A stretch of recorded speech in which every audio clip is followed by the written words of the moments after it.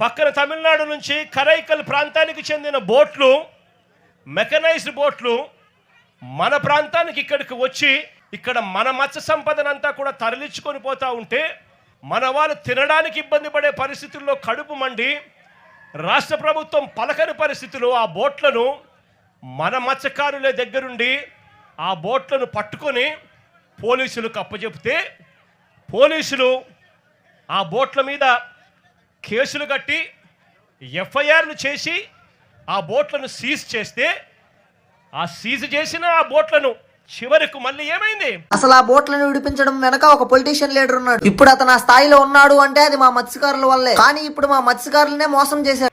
ఇది phone call data. బీదా సోదరులు, అక్కడ బోటు యజమానులు అశోక్, వీరి మధ్య జరిగిన సంభాషణలకు సంబంధించిన కాల్ డేటా. వీళ్ళందరూ కూడా కుట్రబన్ని నారా లోకేష్ అనే వ్యక్తి ఇప్పుడు మార్చి 12వ తారీఖున ఇటుకు వస్తాడు. మార్చి 16వ తారీఖున ఈ బోట్లు ఇక్కడ నుంచి పోతాయి. ఒక పొలిటీషియన్ లీడర్ అయ్యింది మా సమస్యను సాల్వ్ చేయాల్సింది పోయి మమ్మల్ని మోసం చేసి ఆ 4 బోట్లను విడిచిపెట్టాడు. అంటే మత్స్యకారుల మీద కడుపు మీద కొట్టడం కోసం ఏకంగా ఇంతమంది దొంగలు. మేము ఎంతో కష్టపడి మా ప్రాణాలను సైతం లెక్క చేయకుండా ఆ బోట్లను పట్టుకుంటే ఇప్పుడు వాడెవడో వచ్చి ఆ బోట్లను వదిలేశాడు.